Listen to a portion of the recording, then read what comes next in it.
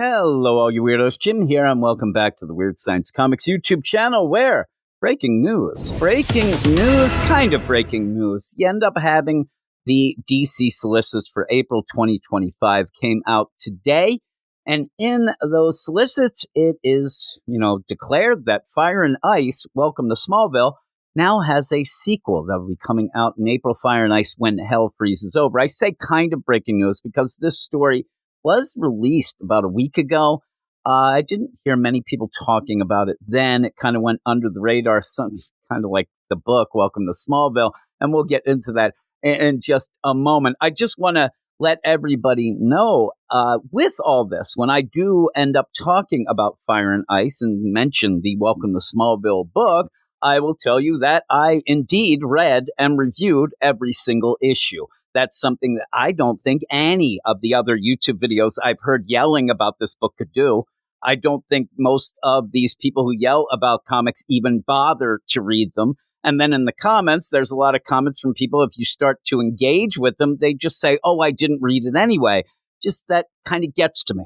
I just wanted to put that out. I'll probably get back to that by the end because there's another little angle in this whole sequel that gets to me that I know a lot of the people who are yelling about it wouldn't even get because they don't read the books. But here we go, and here is the release from old DC. The 6th issue, Fire and Ice, When Hell Freezes Over miniseries coming out by Joanna Starr and artist Stephen Byrne will pick up on a plot thread left dangling at the end of 2024's Absolute Power event. And this is what I'm saying. A lot of the people yelling didn't even bother with Absolute Power. And what they're saying is that switcheroo of powers. And that drives me insane.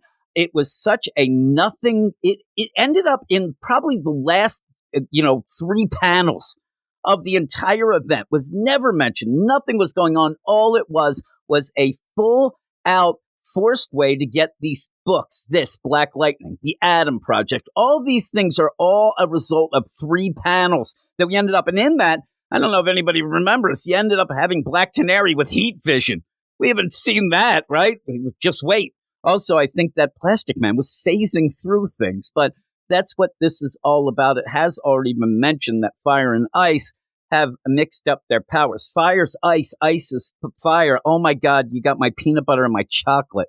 It's so ridiculous. But although the two heroes have fixed their relationship, and welcome to the Smallville series, which barely they did that, now they're faced with a new problem. Now, I did end up seeing a little bit of the story at first, and it said getting those dangling plot threads, the pickup of the plot threads left dangling. Seriously, that Welcome to Smallville book had so many things by the end that didn't make sense and were left dangling. I actually thought that it was Joanna Starr being like a diabolical genius of pretty much saying, I'm going to end this series and I'm not going to fix it.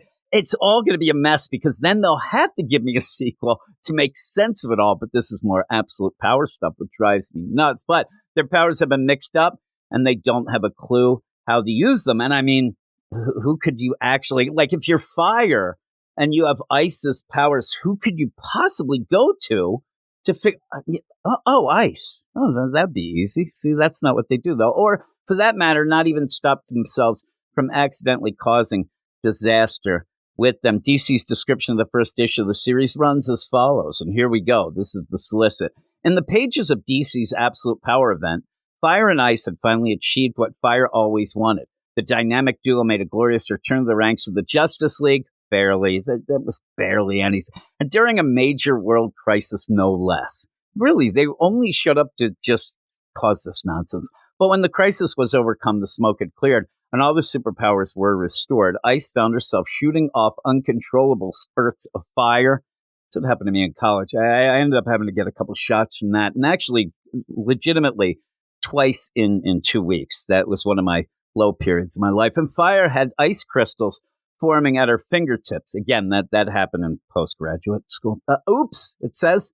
With their powers switched and no solution in sight, Fire and Ice tucked tail and regroup in Smallville. You know, the town they pretty much destroyed, and Superman would certainly just want them back there, where they realize their predicament makes them something worse than has-been heroes, menaces to the local community they've come to love. And right there just shows Joanna Starr just doesn't get anything. I get it. She's going back to the scene of her last crime. But the idea that you have powers that are uncontrollable. So let's go to a real small town that we love everybody in it.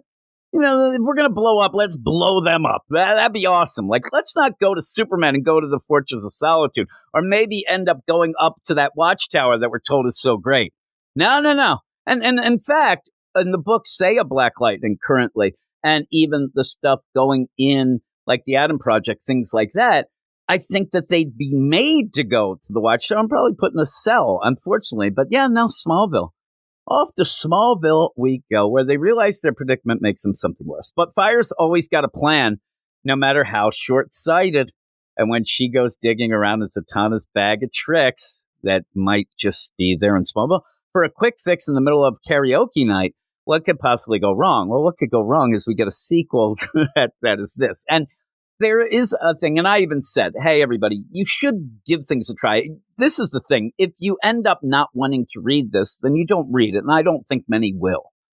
But somebody who is going to end up, you know, bitching and moaning about it on a video, which I probably will do that myself later, do your due diligence, and I will be reading and reviewing this series. So I'll be here to tell you how it is, but the idea of a solicit, when you're doing this, are you just trying to not make people read it? It almost feels like when you read some of these solicits, Harley's solicits are a lot like this, drive me insane.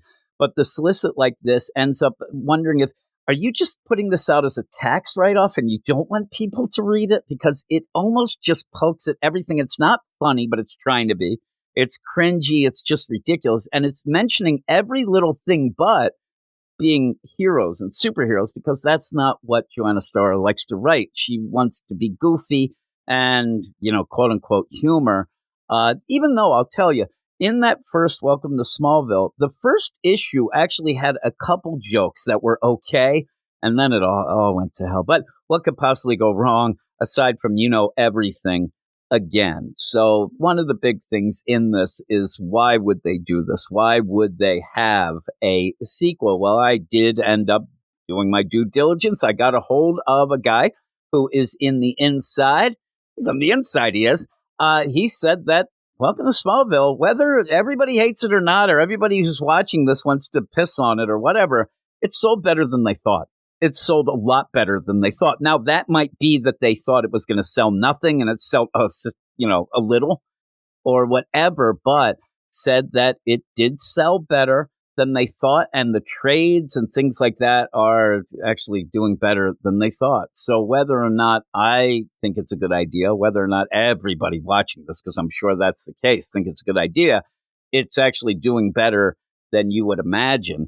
And in the meantime, I don't think that they're paying Joanna Starr anything, you know, or Stephen Byrne. I think that it's like, you know, pennies to the dollar here that you're doing this. And then in the end, it actually clears. It's not in the red. So that's probably one of the reasons. Now, with that, I have talked about this. I actually talked about it on our Patreon Spotlight just last night.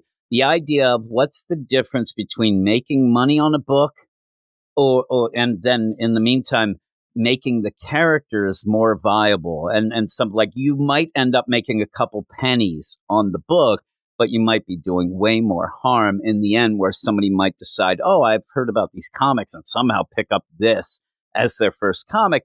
And either, I even said when we were talking about it, there's two things that could be dangerous here. The idea that they think every comic is like this and just never read another comic again, or they like it and think everything's kind of like this, and then they end up being upset about actual, you know, superhero comics. But again, the first Welcome to Smallville, that it was bad. It was really bad. It ended up trying to be goofy, but in the meantime, it did end up just not treating anything with respect. It didn't treat anything in a way to elevate it. Now, in the all-around deal of it, I still think that it didn't mean much. It ended up, it's going to be forgotten. This sequel and that will be forgotten. So it's not something to get that upset about. And if you don't want to read it, you don't read it.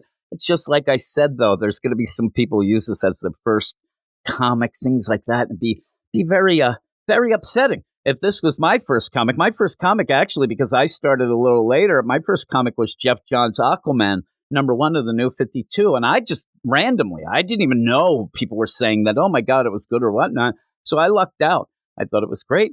Kept going, started reading stuff like Nightwing and Frankenstein, Agent of Shade, Swamp Thing. I was reading some wacky stuff. The New 52 had a lot of wacky stuff. But again, this just is kind of a joke. It's kind of sad. And one of the things that I've been getting upset about is the idea of these forced books coming out of Absolute Power. The idea of the last couple panels of these. It doesn't even make sense of how powers ended up getting taken in the first place, let alone being given back, but then given back willy-nilly and other people's doing. It's so much nonsense. But again, there you go. Let me know what you think of this book. I just don't think anybody is going to read it anyway.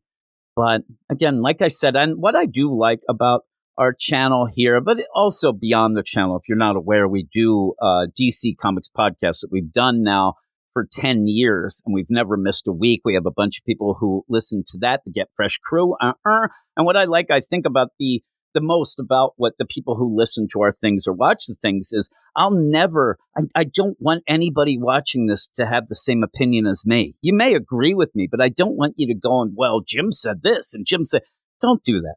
Come up with your own opinions. And then if you want to fight with me about things, fight with me. I look at it more of just having fun and discussing comics. It kind of gets a little heated, but that's fine. But that's just my main thing. That's always been my thing is I don't want anybody to spout what I say. You don't want to be me. Come up with your own opinions. And if you are going to check something out, and if you don't like it, then boy, tell people why you didn't like it. Don't just use phrases and things like that. So, there are reasons why people don't like things. But if you're not going to read it because of these things that I don't know, to me, that ends up being one of the bigger problems in comics right now, because what you end up doing is getting in a fight that's a surface level fight, and nobody's going to listen to you. You're going to be talking in a vacuum with a bunch of other people saying slogans, things like that. Nothing gets solved then. If you actually come with real problems and real opinions and real critiques, then possibly, I still don't think they'll listen, but they'll have to listen a little more than when you just say slogans or yell that word that everybody else. I'm so sick of it. But with all that, thank you.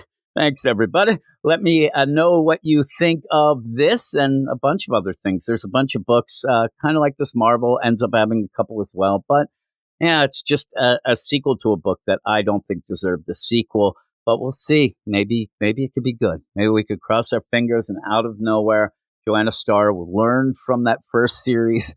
And now we get the best Fire and Ice book you've ever read in your life. Maybe actually, a lot of people, I say that, a lot of people it would be, because a lot of people haven't read a lot of Fire and Ice, especially, a solo deal like this, obviously. If you read the JLI, then you definitely read a better Fire and Ice. But with all that, thanks, everybody, and I'll talk to you all later. You are all weirdos.